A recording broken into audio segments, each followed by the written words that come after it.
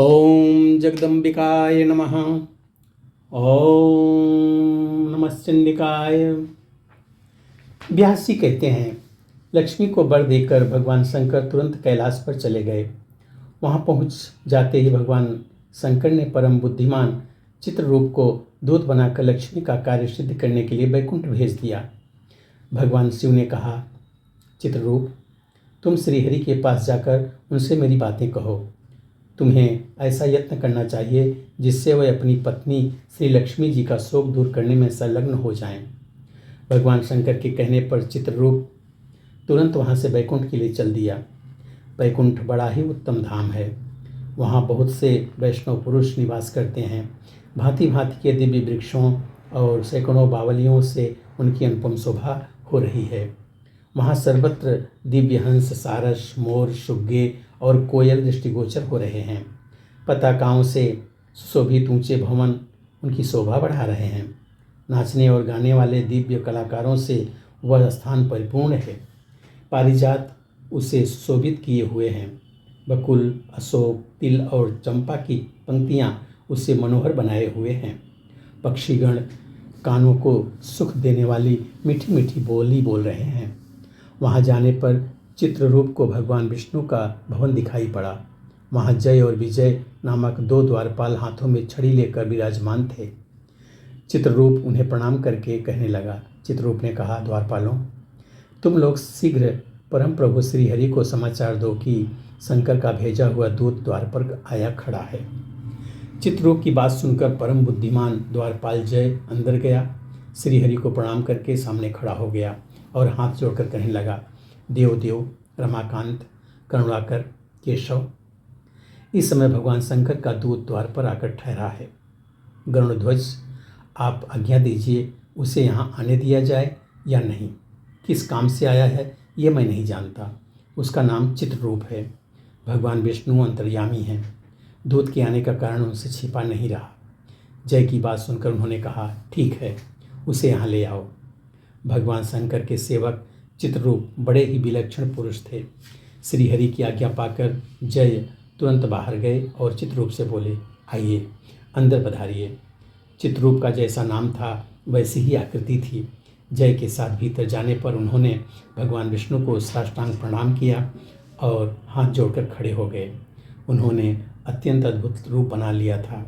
उनके प्रत्येक अंग से नम्रता टपक रही थी। भगवान विष्णु ने हंसकर चित्ररूप से पूछा, अनघर, देवादिदेव भगवान शंकर सपरिवार कुशल से तो है ना? उन्होंने तुम्हें यहाँ कैसे भेजा है? स्वयं उनका कोई कार्य है अथवा देवताओं का कोई कार्य सामने उपस्थित हो गया है? दूत ने कहा, गरुड़ध्वज, इस जगत की कौन सी बात आपसे छुपी है? आप तीनों कालों की बातें जानते हैं। फिर भी इस समय जो समस्या उपस्थित है वह आपसे कहता हूँ। विभो, भगवान शंकर ने आपको उसे जानने के लिए मुझे यहाँ भेजा है। प्रभो, मैं उन्हीं के कथन अनुसार आपसे कह रहा हूँ। देवेश, उन्होंने यह कहा है कि विभो, आपकी भार्या लक्ष्मी देवी यमुना और तमसा नदी के संगम पर तपस्या कर रही हैं। संपूर्ण कामनाएं सिद्ध करने वाली वह देवी घोड़ी का रूप धारण करके इस समय वहाँ पधारी हैं। देवता, मानव, यक्ष और किन्नर प्राय सभी उनका ध्यान करते हैं। जगत में कोई भी मनुष्य उनकी कृपा के बिना सुखी नहीं हो सकता।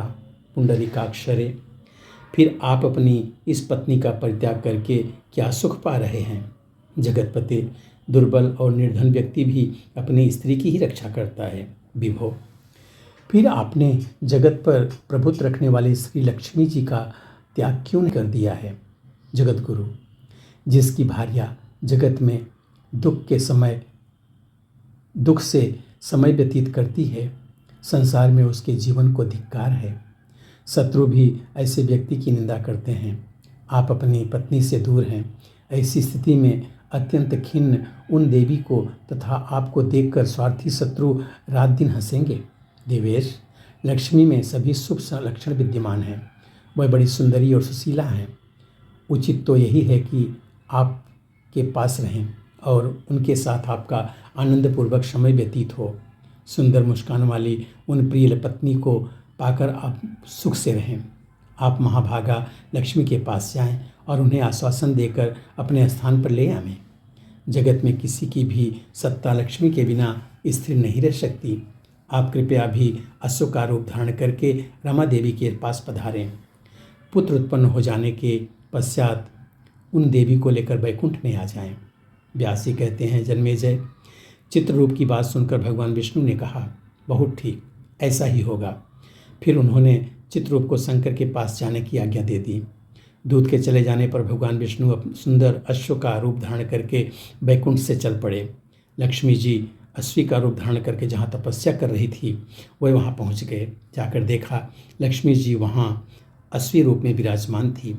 लक्ष्मी की दृष्टि भी भगवान विष्णु पर पड़ी। वह तुरंत पहचान गई कि यह मेरे पति देव साक्षात विष्णु ही मुझ पर कृपा करके अश्व का रूप धारण करके पधारे हैं। उनकी आंखों से आंसू छलक आए। यमुना और तमसा के संगम को सब लोग पवित्र मानते हैं।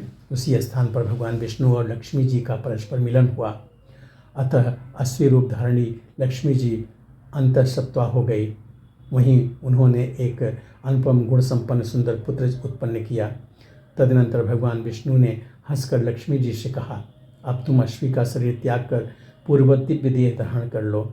हम दोनों अपने वास्तविक दिव्य शरीर धारण करके बैकुंठ चलेंगे। सुलोचने, तुमसे उत्पन्न हुआ यह पुत्र यहीं रहे।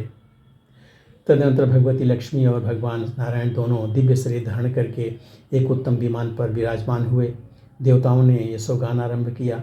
भगवान अपने परम धाम में पधारना ही चाहते थे कि भगवती लक्ष्मी ने उन प्राणपति श्रीहरि से कहा, नाथ, इस बालक को भी तो साथ ले लीजिए, मैं इसका त्याग नहीं करना चाहती। प्रभु, आपके समान प्रतिभायुक्त यह मेरा पुत्र प्राणों से भी बढ़कर प्रिय है। मधुसूदन, इसे लेकर ही हम लोग बैकुंठ चलें। श्रीहरि बोले, प्रिय वरानने, इस अवसर पर खेद प्रकट करना तुम्हारे लिए अवांछनीय है। यह बालक आनंदपूर्वक यहाँ रह सकता है, क्योंकि इसके भरण पोषण की व्यवस्था पहले से ही मैं कर चुका हूँ। वामोरु, इस पुत्र त्याग में जो एक प्रधान कारण है वो मैं तुम्हें बताता हूँ, सुनो। भूमंडल पर ययाति के वंश में तुर्वसु नाम के एक राजा हैं। उनके पिता ने उनका लोक प्रसिद्ध नाम हरिवर्मा रखा था। इस समय वह नरेश पुत्र की इच्छा से पवित्र तीर्थ में तपस्या कर रहे हैं। उन्हें तप करते पूरे 100 वर्ष व्यतीत हो चुके हैं। कमलालय, उन्हीं राजा हरिवर्मा के लिए मैंने यह पुत्र उत्पन्न किया है। शुभ्रु, राजा के पास जाकर हम लोग उन्हें यहाँ भेज देंगे। प्रिय, पुत्र की अभिलाषा रखने वाले उन्हीं नरेश को यह बालक सौंप देना है। वह स्नेहपूर्वक इसे अपने घर ले जाएंगे। व्यास जी कहते हैं, इस प्रकार प्रिय श्री भार्या लक्ष्मी को आश्वासन देकर तथा बालक की रक्षा का समुचित प्रबंध करके भगवान विष्णु उत्तम विमान पर बैठे हुए बैकुंठ पधारे। श्री लक्ष्मी जी भी साथ में विराजमान थी। यहाँ पे 6ठे स्कंद का 19वां अध्याय पूरा होता है। बोलो सच्चे दरबार की जय।